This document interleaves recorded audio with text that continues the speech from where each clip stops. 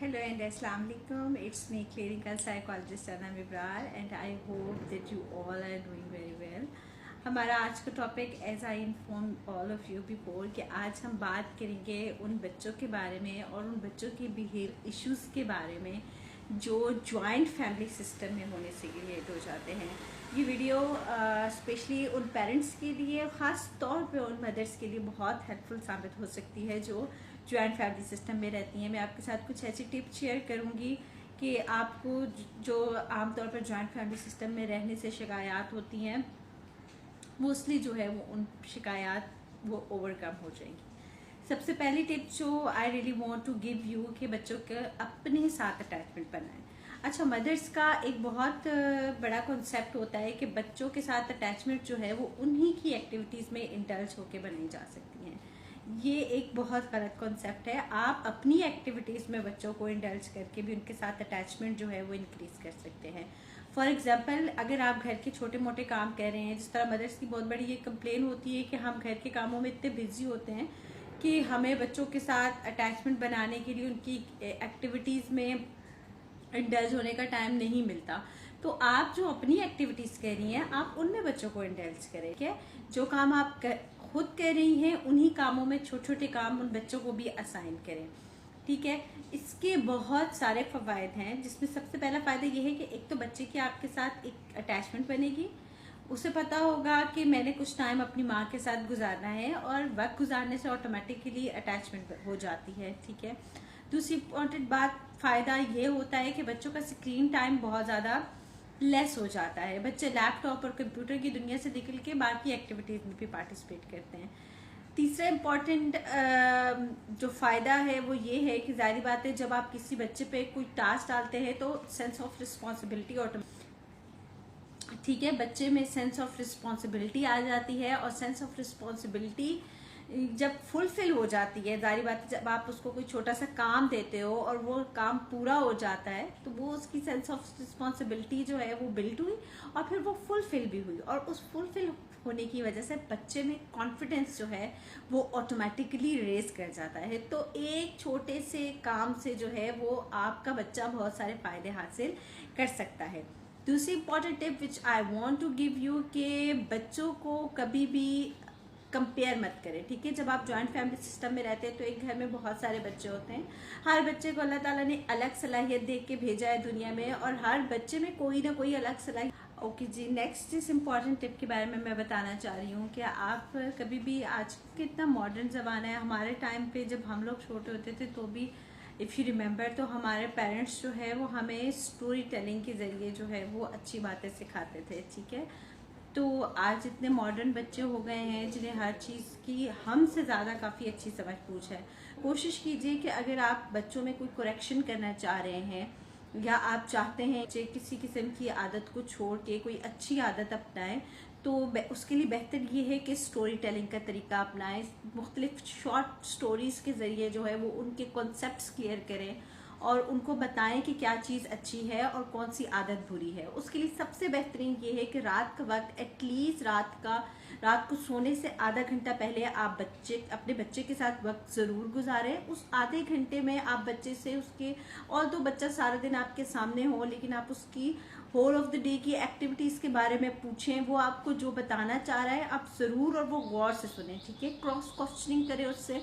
और अगर आपको कहीं पे लग रहा है कि उस दिन में उस बच्चे ने कोई अच्छी आदत अडॉप्ट नहीं की या कोई अच्छा काम नहीं किया तो लेटर ऑन जब आप उसको गौर से सुनेंगे तो आपके बोलने की बारी पे वो आपको भी ज़रूर गौर से सुनेगा। ठीक है, जब वो आपको गौर से सुनेगा तो स्टोरी टेलिंग के ज़रिए आप उसकी बहुत सी बुरी आदत को छुड़ा के अच्छी आदत उसमें डेवलप कर सकते हैं।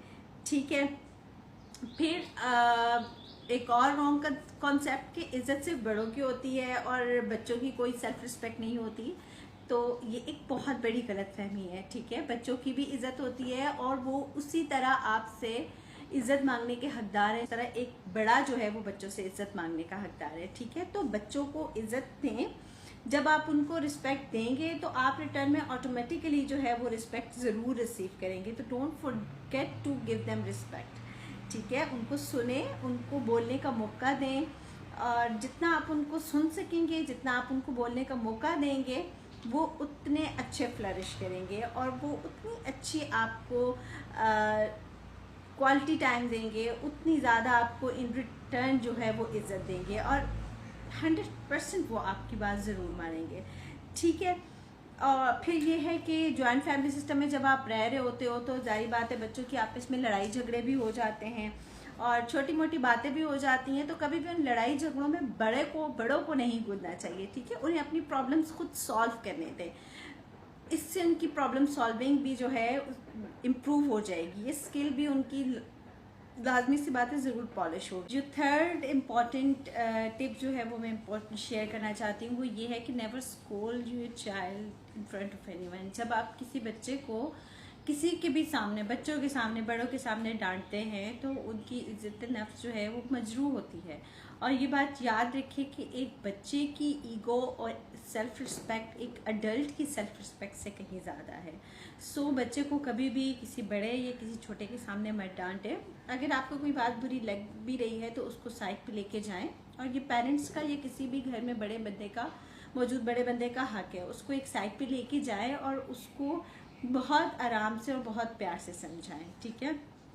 इसके बाद जो टिप मैं आपसे शेयर करना चाहती हूँ कि किसी भी बच्चे को आपका उसके साथ जो भी रिलेशन है किसी और रिलेशन के खिलाफ मत करें। उकसाए नहीं, या ये नहीं बोलना घर में कि ABC बंदे की आपने बात नहीं सुननी, XYZ से आपने बात नहीं करनी। ठीक है। इससे ये है कि आज तो शायद बच्चा आपकी बात मान के आपको फ़ायदा पहुंचा देगा, लेकिन कल को ये आपके लिए बहुत बड़ा मसला बन सकता है। ठीक है। तो बच्चे को कभी भी किसी भी रिश्ते के अगेंस्ट मत करें। ठीक है।